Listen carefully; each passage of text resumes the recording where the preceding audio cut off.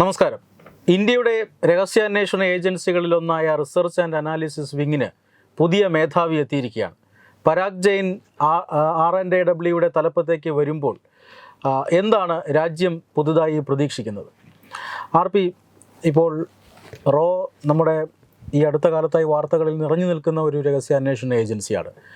ആ ഏജൻസിക്ക് പരാഗ് ജെയിൻ ഒരു പുതിയ തലവനായി വരുമ്പോൾ ഇപ്പോൾ തുടർന്നു വരുന്ന പ്രവർത്തന രീതികളിൽ നിന്നും കാതലായ ചില മാറ്റങ്ങൾ ഉണ്ടാകാനുള്ള സാധ്യതയുണ്ടോ?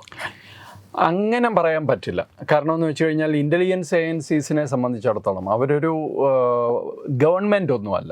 സർക്കാർ വരുമ്പോൾ സർക്കാരിലെ അതിൻ്റെ പിന്നിൽ പ്രവർത്തിക്കുന്ന രാഷ്ട്രീയ പാർട്ടിയുടെ പ്രയോറിറ്റീസൊക്കെ അനുസരിച്ച് അവരുടെ പ്രവർത്തനത്തിലൊക്കെ മാറ്റമൊക്കെ ഉണ്ടാകും. പക്ഷേ ഇൻ്റലിജൻസ് ഏജൻസീസോ അല്ലെങ്കിൽ നമ്മളുടെ പ്രതിരോധ സംവിധാനമോ ഒന്നും അങ്ങനത്തെ സംവിധാനങ്ങളല്ല.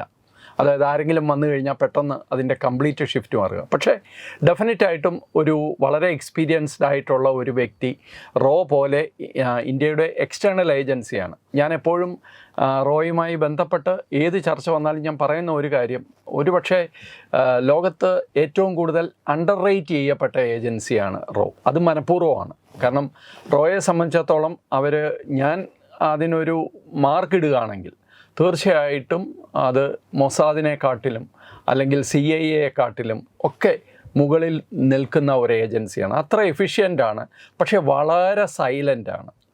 റോയുടെ ഒരു ശക്തി എന്ന് പറയുന്നത് തന്നെ റോയുടെ കൺസിസ്റ്റൻസിയാണ്. ലക്ഷ്യങ്ങളിൽ നിന്ന് ഒരു തരത്തിലും അങ്ങോട്ടും ഇങ്ങോട്ടും മാറാതെ വളരെ കഠിന പ്രയത്നത്തിലൂടെ വർഷങ്ങൾ കൊണ്ടാണ് റോയുടെ ഓരോ പ്രവർത്തനവും മുമ്പോട്ട് നീങ്ങുന്നത്. അപ്പോൾ അതിലൊരു വലിയ മാറ്റം ഉണ്ടാകേണ്ട സാഹചര്യമില്ല. കാരണം ലക്ഷ്യം വളരെ കൃത്യമാണ്, അതിലേക്കുള്ള മാർഗം, അതിലേക്കുള്ള പ്രവർത്തനം കൺസിസ്റ്റൻറ്റുമാണ്. അതിങ്ങനെ സ്ഥിരമായി പോവുകയാണ്. പക്ഷേ ചില കാര്യങ്ങളിൽ ചില പ്രയോറിറ്റീസ് മാറും. ആ പ്രയോറിറ്റീസ് മാറുന്നത് ഒരു പ്രത്യേക ആൾ മേധാവി ആയതുകൊണ്ട് മാത്രമല്ല, ഇപ്പോൾ നടക്കുന്ന ആ സാഹചര്യങ്ങൾ തീർച്ചയായിട്ടും അതിനെ കൂടുതൽ പ്രയോറിറ്റീസ് അങ്ങോട്ടും ഇങ്ങോട്ടും മാറ്റുന്നതിലോ അല്ലെങ്കിൽ ചില കാര്യങ്ങൾ കൂടുതൽ ശക്തമായി ചെയ്യുന്നതിലേക്കോ കാര്യങ്ങൾ കൊണ്ട് എത്തിച്ചേക്കാം. പരാഗ് ജെയിനെ സംബന്ധിച്ചിടത്തോളം അദ്ദേഹത്തിൻ്റെ നിന്ന് പ്രതീക്ഷിക്കുന്നത് തീർച്ചയായിട്ടും അത്തരത്തിലുള്ള ഒരു കാര്യമാണ്. അതുകൊണ്ട് തന്നെയാണ് ഇപ്പോൾ ഓപ്പറേഷൻ സിന്ദൂറിന് ശേഷം പരാഗ് ജെയിനെ പോലെ ഒരാളെ റോയുടെ മേധാവിയായിട്ട് സർക്കാർ നിയമിച്ചത്. ഇത് പാകിസ്ഥാന് കൂടി ഉള്ള ഒരു സന്ദേശം കൂടിയാണ്. പരാഗ് ജെയിൻ നേരത്തെ സൂചിപ്പിച്ചതുപോലെ തന്നെ ഈ ഓപ്പറേഷൻ സിന്ദൂറിൽ പ്രധാനപ്പെട്ട പങ്ക് വഹിച്ച ഒരു വ്യക്തി കൂടിയാണ്. അദ്ദേഹം കമാൻഡ് ചെയ്തിരുന്ന അല്ലെങ്കിൽ അദ്ദേഹം നേതൃത്വം നൽകിയിരുന്ന ആ യൂണിറ്റ് വലിയ പങ്ക് വഹിച്ചു എന്ന് പറയപ്പെടുന്നു. ഒരു മുൻ റോ ഉദ്യോഗസ്ഥൻ എന്ന നിലയിൽ ഈ രീതിയിൽ ഈ ഓപ്പറേഷൻ സിന്ദൂറിൻ്റെ ഒരു വിജയം അതൊക്കെ ഈ നിയമനത്തിന് ഇദ്ദേഹത്തെ തിരഞ്ഞെടുക്കാനുള്ള ഒരു കാരണമായിട്ടുണ്ടോ? ആയിട്ടുണ്ടെന്ന് പറയാം. പക്ഷേ അതിനെക്കാട്ടി കൂടുതൽ ഈ ഓരോ ഇതുപോലെ സംഭവിക്കുന്ന തീവ്രവാദി ആക്രമണങ്ങൾ, ഭീകരാക്രമണങ്ങളൊക്കെ സർക്കാരിനൊരു പാഠമാണ്. അത് മോദി സർക്കാരിനെ പോലെ ഒരു സർക്കാർ അക്കാര്യത്തിൽ വളരെ കൃത്യമായി ശ്രദ്ധിക്കുന്നുമുണ്ട്. അത് വലിയ സന്തോഷം നൽകുന്ന, കാരണം ഒരു തിരിച്ചടി അല്ലെങ്കിൽ ഒരു ആക്രമണം ഉണ്ടായാൽ അതിൽ നിന്ന് എന്താണ് നമുക്ക് പിഴച്ചത് എന്ന് കൃത്യമായിട്ട് നോക്കുന്ന ഒരു സർക്കാരാണ് ഇപ്പോൾ ഉള്ളത്. അല്ലാതെ ഇപ്പം മുംബൈ ആക്രമണം നടന്നപ്പോൾ തിരിച്ചടി കൊടുത്തില്ല എന്ന് മാത്രമല്ല, അതിൽ നിന്നുണ്ടാകുന്ന രാഷ്ട്രീയ പ്രത്യാഘാതങ്ങളെ എങ്ങനെ കവറപ്പ് ചെയ്യാം എന്നുള്ളതായിരുന്നു അന്നത്തെ കേന്ദ്ര സർക്കാരിൻ്റെ പ്രയോറിറ്റി. മരിച്ചവരെക്കുറിച്ചോ പാകിസ്ഥാൻ പോലെ ഒരു ചെറിയ രാജ്യത്തിന് ഇന്ത്യക്കുള്ളിൽ മഹാനഗരത്തിൽ കയറി ഇത്രയും ആൾക്കാരെ വെടിവെച്ച് കൊല്ലാനുള്ള ഒരു സാഹചര്യം ഉണ്ടായതിനെക്കുറിച്ചോ ഒന്നും വേവലാതി ഉണ്ടായിരുന്നില്ല. പക്ഷേ മറിച്ച് ഇതിൽ നിന്ന് രാഷ്ട്രീയ പ്രത്യാഘാതം ഉണ്ടാവരുത്, അന്താരാഷ്ട്ര തലത്തിൽ ഞങ്ങളുടെ പേര് മോശമാവരുത്, ഇത്തരം ചില പ്രയോറിറ്റീസ് ആയിരുന്നു അന്ന് അവരെ നയിച്ചിരുന്നത്. പക്ഷേ ഇപ്പോൾ അങ്ങനല്ല. ഈവൻ വാജ്പേയി സർക്കാരിൻ്റെ സമയത്ത് നടന്ന കാർഗിലും അതേപോലെ ഇപ്പോൾ മോദി സർക്കാരിൻ്റെ സമയത്ത് പുൽവാമ പോലെയുള്ള അറ്റാക്കിലും ഒക്കെ നമ്മൾ ശ്രദ്ധിക്കുന്ന ഒരു കാര്യം, പ്രത്യേകിച്ച് നമ്മുടെ ഇൻ്റലിജൻസ് ഏജൻസികൾ ശ്രദ്ധിക്കുന്ന ഒരു കാര്യം, എവിടെയാണ് പിഴച്ചത്. നമുക്ക് വളരെ കൃത്യമായിട്ട് ലോകമെമ്പാടും പറയുന്ന ഒരു കാര്യമുണ്ട് കുമാറേ, അതായത് ഈ ടെററിസ്റ്റുകൾക്ക് അവർക്ക് ഒരു വിഷയം ഒരു ദിവസം അങ്ങ് തീരുമാനിച്ച് നടപ്പാക്കിയാൽ മതി. പക്ഷേ 24 മണിക്കൂറും അത് നടക്കരുത് എന്ന് ചിന്തിക്കുന്ന അല്ലെങ്കിൽ അതിനെ പ്രതിരോധിക്കാൻ ശ്രമിക്കുന്ന, തടയാൻ ശ്രമിക്കുന്നവർക്കാണ് പ്രഷർ മുഴുവൻ. അതെ, തീവ്രവാദിയാണ് സമയം നിശ്ചയിക്കുന്നത്, കാലം നിശ്ചയിക്കുന്നത്, സ്ഥലം നിശ്ചയിക്കുന്നത്. പക്ഷെ അവിടെ എങ്ങും ഇത് സംഭവിക്കാതിരിക്കാൻ എല്ലായിടത്തും കണ്ണെത്തേണ്ടത് ഏജൻസികളാണ്. അപ്പം ഇതൊരു വലിയൊരു ടാസ്ക്കാണ്. അപ്പം ഞാൻ ഈ പറഞ്ഞു വന്നത്, പെഹൽഗാം അറ്റാക്കും അതുപോലെ ഒരു പാഠം കേന്ദ്ര സർക്കാരിന് നൽകിയിട്ടുണ്ട്. അവരതിനുശേഷം വളരെ കൃത്യമായി നിശബ്ദമായി കുറേ മാറ്റങ്ങളും കുറേ കാര്യങ്ങൾ ചെയ്യുന്നുണ്ട്. ഞാൻ പരാഗ് ജെയിൻ്റെ ഒരു അപ്പോയിൻമെൻറ്റ് അത് ഒരു പക്ഷേ നാച്ചുറലായിട്ട് തന്നെ വന്ന അപ്പോയിൻമെൻ്റ് ആയിരിക്കണം. കാരണം അദ്ദേഹം 20 വർഷമായിട്ട് അദ്ദേഹം റോയുടെ ഭാഗമായിട്ടാണ് പ്രവർത്തിക്കുന്നത്. ഇപ്പോൾ ഏവിയേഷൻ റിസർച്ച് സെൻറ്റർ എന്ന് പറയുന്ന ARC എന്ന് പറയുന്നത് റോയുടെ തന്നെ ഭാഗമാണ്. അപ്പോൾ അതിന് കൂടുതൽ ഇന്നത്തെ ടെക്നോളജിയൊക്കെ വികസിക്കുന്നതിന് മുമ്പ് തന്നെ ടെക്നിക്കൽ ഇൻ്റലിജൻസിന് വേണ്ടിയിട്ട് വലിയ കാര്യമായ സംഭാവനകൾ നൽകിയ ഒരു വിഭാഗമാണ് ARC. അപ്പോൾ ഈ ARCയുടെ തലപ്പത്തിരിക്കുന്ന ആളെന്നുള്ള നിലയിൽ അദ്ദേഹത്തിന് ഈ പഹൽഗാം അറ്റാക്കിന് ശേഷം നമ്മൾ ഓപ്പറേഷൻ സിന്ദൂർ ലോഞ്ച് ചെയ്തപ്പോൾ അദ്ദേഹത്തിനും അദ്ദേഹത്തിൻ്റെ ടീമിനും വലിയ സംഭാവനകൾ നൽകാൻ സാധിച്ചിട്ടുണ്ട് എന്ന് വേണം മനസ്സിലാക്കാൻ. കാരണം പാകിസ്ഥാൻ്റെ അതിർത്തി മാത്രമല്ല, പാകിസ്ഥാൻ്റെ ആകാശം മുഴുവൻ നിരീക്ഷിക്കാൻ നമ്മൾക്ക് സാധിച്ചിട്ടുണ്ട്. ശരിക്കും ARCയുടെ പ്രവർത്തനങ്ങളും ഈ പറയുന്ന ഇത്തരം കാര്യങ്ങളൊക്കെ ഒന്നുകൂടി ശക്തമായത് നമ്മളുടെ പഴയ കാർഗിലിന് ശേഷമാണ്. അപ്പോൾ ആ കാർഗിൽ അറ്റാക്ക് നമ്മൾ കുറച്ചുകൂടി ആകാശത്തു കൂടിയുള്ള നമ്മളുടെ നിരീക്ഷണം ശക്തമായിരുന്നെങ്കിൽ ഒരുപക്ഷെ ഈ തീവ്രവാദികൾ കടന്നു വരുന്നത് പോസ്റ്റുകൾ ഒക്യുപ്പൈ ചെയ്യുന്നത് അന്ന് അറിയാൻ സാധിക്കുമായിരുന്നു. പക്ഷേ അത് നടന്നില്ല. ആട്ടിടയന്മാരാണ് അവസാനം നമ്മളെ അറിയിച്ചത്. അപ്പോൾ അത് സംഭവിക്കാതിരിക്കാനാണ് ഇത്തരം കാര്യങ്ങളൊക്കെ കൂടുതൽ ടെക്നിക്കൽ ഇൻ്റലിജൻസിലേക്ക് കൂടുതൽ ശ്രദ്ധ ചെലുത്തിയത്. അതിൻ്റെ ഫലം വളരെ കൃത്യമായിട്ടുണ്ടായി. നമ്മൾ ഇപ്പോൾ ലോകം മുഴുവൻ അമ്പരപ്പോടെ കണ്ട ഒരു കാര്യമാണ് പ്രിസൈസ് അറ്റാക്ക് അല്ലേ, പ്രിസിഷൻ സ്ട്രൈക്സ് എന്ന് പറയുന്നത്. അപ്പുറവും ഇപ്പുറവും ഉള്ളത് ഒന്നും സംഭവിക്കാതെ കൃത്യമായി തീവ്രവാദി ക്യാമ്പുകളാണ് നമ്മൾ ആക്രമിച്ചത്. അതിനുശേഷം അവരിങ്ങോട്ട് ആക്രമിച്ചപ്പോൾ നമ്മൾ നാവികസേനയുടെ താവളങ്ങളും പ്രതിരോധ സംവിധാനങ്ങളും ആക്രമിക്കുകയും ചെയ്തു. അപ്പോൾ അതിൻ്റെ പിന്നിൽ തീർച്ചയായിട്ടും ARCക്ക് ഒരു വലിയ പങ്കുണ്ട്. ഇദ്ദേഹത്തിന് അതിൻ്റെ മേധാവി എന്ന നിലയിൽ വലിയ പങ്കുണ്ട്. അതിൻ്റെ ഒരു ഭാഗം തന്നെ ആയിരിക്കും. എന്തായാലും അത്തരം കാര്യങ്ങളിലേക്ക് ടെക്നിക്കൽ ഇൻ്റലിജൻസിലേക്ക് കൂടുതൽ ശ്രദ്ധ ഇനിയുള്ള കാലത്ത് ഉണ്ടാകുമെന്നുള്ളതിൻ്റെ ഒരു സൂചന കൂടിയാണ് ഇദ്ദേഹത്തിൻ്റെ നിയമനം. ഈ റോയിൽ പ്രവർത്തിച്ചു എന്നതിനപ്പുറം അദ്ദേഹത്തിൻ്റെ ഈ കരിയറിലുള്ള ഒരു മൊത്തം ട്രാക്ക് റെക്കോർഡ് ഒരുപക്ഷെ ഈ ഒരു ടോപ്പ് പോസ്റ്റിലേക്ക് അദ്ദേഹത്തെ അർഹനാക്കി എന്ന് തന്നെ പറയാം. തീർച്ചയായിട്ടും. കാരണം അദ്ദേഹം പഞ്ചാബ് കേഡറാണ്. 89-ലെ IPS ഓഫീസറാണ്. അദ്ദേഹം പഞ്ചാബിലെ ജലന്ധറിലും അതേപോലെ ലൂധിയാനയിലും ഒക്കെ SSP DIG ഒക്കെ ആയിട്ട് ഇരുന്നിട്ടുണ്ട്. ആ സമയത്തൊക്കെ ഈ പഞ്ചാബിലെ തീവ്രവാദം ഒരു വലിയ ഘടകമായിരുന്നു. പക്ഷേ അതുകൊണ്ട് അദ്ദേഹത്തിന് അതിൻ്റെ ഒരു ഗുണം ഈ പോലീസ് സർവീസിൽ ഫീൽഡിൽ ഉണ്ടായിരുന്നതിൻ്റെ ഗുണം അദ്ദേഹത്തിന് ഉണ്ടായിട്ടുണ്ട്. റോയി വന്ന ശേഷവും അദ്ദേഹം കാനഡയിലൊക്കെ പോസ്റ്റഡ് ആയിരുന്നു. അപ്പോൾ കാനഡയിലൊക്കെ പോസ്റ്റഡ് ആയിരുന്നപ്പോൾ ഒരു പക്ഷേ നമുക്കത് ഊഹിക്കാനേ സാധിക്കുകയുള്ളൂ, ഈ ഖാലിസ്ഥാൻ തീവ്രവാദത്തിനെതിരെ ശക്തമായ നടപടികൾ എടുക്കുന്നതിൽ, അതിനെതിരെ ഇന്ത്യയുടെ പ്രതിരോധം സൃഷ്ടിക്കുന്നതിൽ, ഖാലിസ്ഥാൻ തീവ്രവാദികളെ കൃത്യമായി എക്സ്പോസ് ചെയ്യുന്നതിൽ ഒക്കെ ഒരുപക്ഷെ ഇദ്ദേഹത്തിൻ്റെ വലിയ സംഭാവനകൾ ഉണ്ടായിരുന്നിരിക്കാം. കാരണം തുടക്കം മുതൽ തന്നെ പഞ്ചാബ് തീവ്രവാദത്തിൻ്റെ കാര്യത്തിൽ അദ്ദേഹം ശ്രദ്ധിക്കുന്നുണ്ട്. രണ്ടാമത്തെ കാര്യം പാകിസ്ഥാനാണ്. പാകിസ്ഥാൻ്റെ കാര്യത്തിലും അദ്ദേഹം പാകിസ്ഥാൻ ഡെസ്കിലൊക്കെ പ്രവർത്തിച്ച ആളാണ്.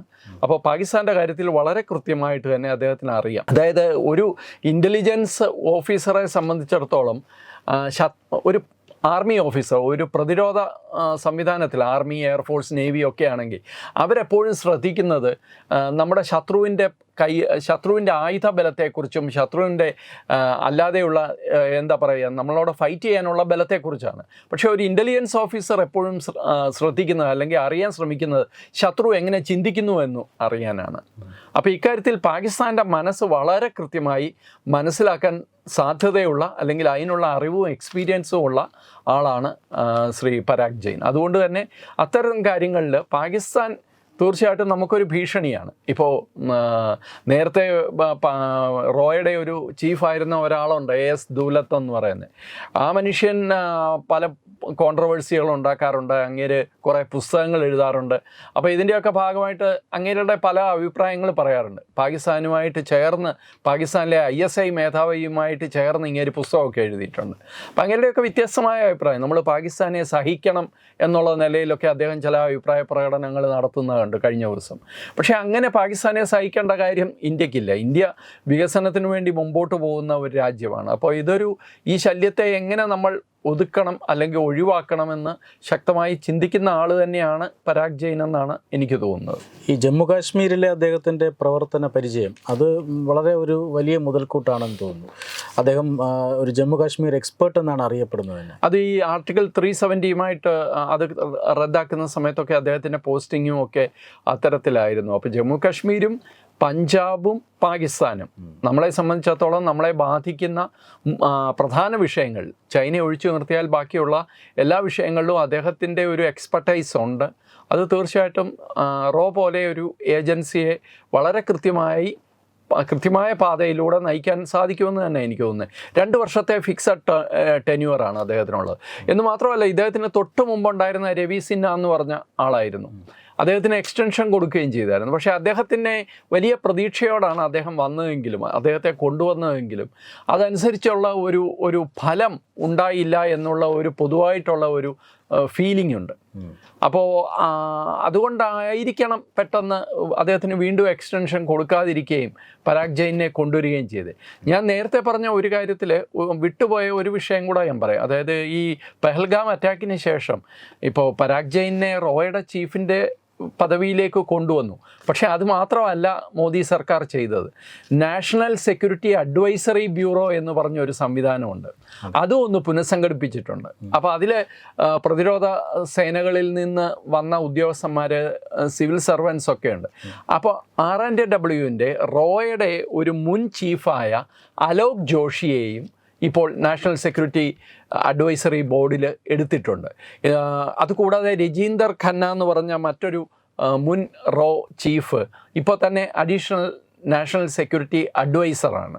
അപ്പോൾ ഇവരെല്ലാം ഇപ്പോൾ ആക്റ്റീവായിട്ട് നമ്മളുടെ ഇൻ്റലിജൻസ് സംവിധാനത്തിലും നമ്മളുടെ സെക്യൂരിറ്റി സംവിധാനത്തിലും പ്രവർത്തിച്ചുകൊണ്ടിരിക്കുകയാണ്. അതിപ്പോൾ അലോക് ജോഷി ആയാലും ഇവരൊക്കെ പേരെടുത്ത മേധാവികളാണ്, ഇൻ്റലിജൻസ് മേധാവികളാണ്. അപ്പോൾ ഇവരെല്ലാം ഒരുമിച്ച് വരുമ്പോൾ പരാഗ് ജെയിൻ റോയുടെ ചീഫായിട്ട് വരുന്നത് വളരെ പോസിറ്റീവായിട്ടുള്ള ഒരു സൈനായിട്ടാണ് നമ്മൾ കാണുന്നത്. ഈ ഓപ്പറേഷൻ സിന്ദൂറും പാകിസ്ഥാനും ചില പാഠങ്ങൾ കൊടുത്തിരിക്കാം. കാരണം ഇന്ത്യ അതുവരെ ഒളിപ്പിച്ചു വെച്ച രഹസ്യങ്ങളിൽ ചിലത് ഈ സൈനിക നടപടിയിൽ വെളിപ്പെട്ടിരിക്കാം. ഇപ്പോൾ ഇന്ത്യക്ക് പാകിസ്ഥാനെക്കുറിച്ചുള്ള അറിവ്, അവിടെയുള്ള ചാര പ്രവർത്തനത്തിൻ്റെ ഒരു സാന്നിധ്യം, ഇതൊക്കെ പാകിസ്ഥാന് ചില അറിവുകൾ കിട്ടിയിട്ടുണ്ടാകും.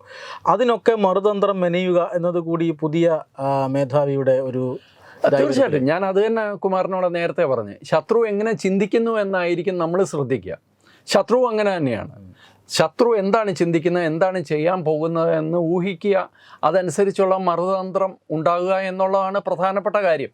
അപ്പോൾ അത് തന്നെയാണ് തീർച്ചയായിട്ടും താങ്കൾ പറഞ്ഞ വളരെ കറക്റ്റാണ്. പാകിസ്ഥാൻ ഒരു പാഠം അവർ ഉൾക്കൊണ്ടിട്ടുണ്ട് ഡെഫിനറ്റായിട്ടും. അതുകൊണ്ട് തന്നെയാണല്ലോ നമ്മളുടെയും പ്രശ്നം. ഇപ്പം നമ്മൾ ഉറി അറ്റാക്ക് നടത്തിയ പോലെ, ബാലാക്കോട്ട് നടത്തിയ പോലെ ഒരു പ്രത്യാക്രമണം പാകിസ്ഥാന് നേരെ ചെയ്യാൻ നമുക്ക് പറ്റില്ല. അത് രണ്ടാമത് ആവർത്തിക്കാൻ പറ്റുന്ന ആക്രമണ ശൈലികളല്ല ഇതൊന്നും. അതുകൊണ്ട് തന്നെ നമ്മൾ മറ്റൊരു വഴിയാണ് നമ്മൾ പിന്നീട് കണ്ടെത്തേണ്ടത്. അപ്പോൾ ഇതിനെല്ലാം മറുതന്ത്രം ഉണ്ടാകാൻ പാകിസ്ഥാൻ ശ്രമിക്കുകയും ചെയ്യും. അപ്പോൾ അത് എപ്പോഴും ഇങ്ങനെയാണല്ലോ, നമ്മൾ അങ്ങോട്ടും അവരിങ്ങോട്ടും അങ്ങനെ തന്നെയാണ് ചെയ്യുന്നത്. പക്ഷേ പാകിസ്ഥാനെ നമുക്ക് പൂർണ്ണമായിട്ട് എക്സ്പോസ് ചെയ്യാൻ സാധിച്ചിട്ടുണ്ട് ഈ ഒരു കാര്യത്തിൽ. കാരണം ഇപ്പോൾ ലോകത്ത് ഒരിടത്തും തന്നെ പാകിസ്ഥാൻ തീവ്രവാദ ബന്ധമില്ല എന്ന് പറഞ്ഞാൽ ആരും വിശ്വസിക്കില്ല. എല്ലാവർക്കും അറിയാം. പലരും പാകിസ്ഥാനെ ഉപയോഗിക്കുന്നുണ്ട്. അമേരിക്ക പാകിസ്ഥാൻ സൈനിക മേധാവിയെ വിളിച്ച് ഫുഡ് കൊടുക്കുന്നുണ്ട്, ആഹാരം കൊടുക്കുന്നുണ്ട്, അതൊക്കെ ശരിയാണ്. പക്ഷേ പാകിസ്ഥാനും തീവ്രവാദികളും തമ്മിലുള്ള ബന്ധത്തെ എക്സ്പോസ് ചെയ്യാൻ നമുക്ക് സാധിച്ചിട്ടുണ്ട്. ഇന്ത്യക്കുള്ളിലുള്ള വിഘടനവാദത്തെ പാകിസ്ഥാൻ സപ്പോർട്ട് ചെയ്യുന്നു എന്ന പൊതുവിശ്വാസത്തെ ബലപ്പെടുത്താനും ഇത് നമുക്ക് സഹായിച്ചിട്ടുണ്ട്. പക്ഷേ ഇനിയൊരു ആക്രമണം പാകിസ്ഥാൻ ചിന്തിക്കുന്നുണ്ടെങ്കിൽ അത് മറ്റേതെങ്കിലും തരത്തിലായിരിക്കും. അത് ഏതാണ് എന്ന് കണ്ടെത്തുക എന്നുള്ളതാണ് നമ്മളുടെ മുമ്പിലുള്ള ഏറ്റവും വലിയ ചലഞ്ചും. ഈ കഴിഞ്ഞ കുറേ നാളുകളായി നമ്മൾ ഈ അജ്ഞാതരുടെ വാർത്തകൾ കേൾക്കുന്നുണ്ട്. അജ്ഞാതരെയും റോയുമായും ബന്ധപ്പെടുത്തിയിട്ടുള്ള നിരവധി കഥകൾ നമ്മൾ കേൾക്കുന്നുണ്ട്. അപ്പോൾ ആ ഒരു രീതിയിലുള്ള പ്രവർത്തനം അല്ലെങ്കിൽ അങ്ങനെ ചില വാർത്തകൾ ഇനിയും പ്രതീക്ഷിക്കാമോ? അല്ല, അത് കുമാരെ ഒരു ഭയങ്കര ട്രിക്കി ക്വസ്റ്റ്യനാണ്. ഇപ്പം പരാഗ് ജെയിൻ റോയുടെ ചീഫായതുകൊണ്ട് അജ്ഞാതരുടെ പ്രവർത്തനം കൂടുതൽ ശക്തമാകുമെന്നോ അല്ലെങ്കിൽ അത് ഇല്ലാതാകുമെന്നോ ഒന്നും നമുക്ക് പറയാൻ പറ്റില്ല. നമ്മൾ നേരത്തെ പറഞ്ഞു തന്നെയാണ് അതിന് ഉത്തരം. ഈ അജ്ഞാതർ റോയുടെ ഏജൻസ് ആണോ എന്നൊന്നും ചോദിച്ചു കഴിഞ്ഞാൽ അത് നമുക്ക് പബ്ലിക് പ്ലാറ്റ്ഫോമിൽ പറയാൻ പറ്റുന്ന കാര്യമല്ല. പക്ഷേ റോ എന്ത് ചെയ്തുകൊണ്ടിരിക്കുന്നോ അല്ലെങ്കിൽ നമ്മളുടെ ഇൻ്റലിജൻസ് സംവിധാനം എന്ത് ചെയ്തുകൊണ്ടിരിക്കുന്നോ അത് ശക്തമായിട്ട് തന്നെ മുമ്പോട്ട് പോകും. ഇപ്പം ഈ അജ്ഞാതർ എന്ന് പറയുമ്പോൾ പെട്ടെന്ന് ഓർമ്മ വരിക, നമ്മൾ പാകിസ്ഥാനിനുള്ളിൽ അവർ മരിച്ചു വീഴുന്ന തീവ്രവാദികളെ കൊല്ലുന്ന അജ്ഞാതരാണ്. പക്ഷെ അവർ മാത്രമല്ല, കാനഡയിലും അമേരിക്കയിലും ഒക്കെ അജ്ഞാതരുണ്ടെന്ന് പറയുന്നുണ്ട്. പാകിസ്ഥാനിനുള്ളിൽ എവിടെ ബോംബ് പൊട്ടിയാലും, അത് ഏത് ഭാഗത്ത് ബോംബ് പൊട്ടിയാലും ഇതിൻ്റെ പിന്നിൽ റോയാണ് എന്ന് അവരും പറയുന്നുണ്ട്. തെഹ്രീക്ക് താലിബാൻ ആയാലും ബലൂചിസ്ഥാൻ ലിബറേഷൻ ആർമി ആയാലും മറ്റേത് പ്രസ്ഥാനം അവിടെ ആക്രമണം നടത്തിയാലും അവരുടെ പിന്നിൽ റോയാണ് എന്ന് പറയുന്നുണ്ട്.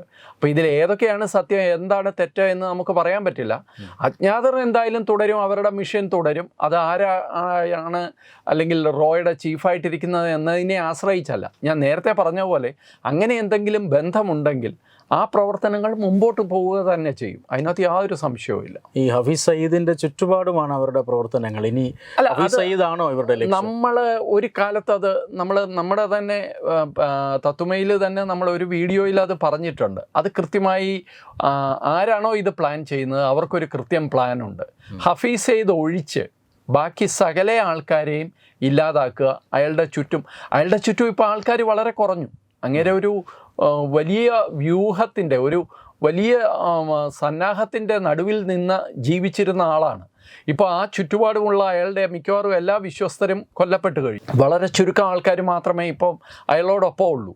അപ്പോൾ ഇയാളെ തീർക്കണമെന്നുണ്ടെങ്കിൽ ഒരു ബോംബിട്ട് ഒരു പ്രിസിഷൻ അറ്റാക്ക് നടത്തി ഇയാളെ തീർക്കാൻ ആർക്കാണ് ബുദ്ധിമുട്ട്? ശരിക്കും പറഞ്ഞു കഴിഞ്ഞാൽ അതിനുള്ള ഏറ്റവും വലിയ സാഹചര്യം ഉണ്ടായിരുന്നു അതിനും. പക്ഷേ അത് തീർക്കാത്തതിൻ്റെ കാരണം ഒരു സ്ട്രാറ്റജിയാണ് എന്ന് തന്നെയാണ് ഞാൻ വിശ്വസിക്കുന്നത്. അതിനൊരു വളരെ പ്രധാനപ്പെട്ട ഒരു കാരണമുണ്ട് കുമാറെ, അതുകൂടെ മനസ്സിലാക്കണം. അതായത് ഒരു വലിയ സന്നാഹമായിട്ട് ഈ പ്രസ്ഥാനം നിൽക്കുമ്പോൾ അതിൻ്റെ നടുക്കുള്ള ഹഫീസ് സയ്യിദിനെ മാത്രം അങ്ങ് കൊന്നുകളഞ്ഞാൽ മണിക്കൂറുകൾക്കുള്ളിൽ മറ്റൊരു ഹഫീസ് സയ്യിദ് ആ സ്ഥാനം ഏറ്റെടുക്കും.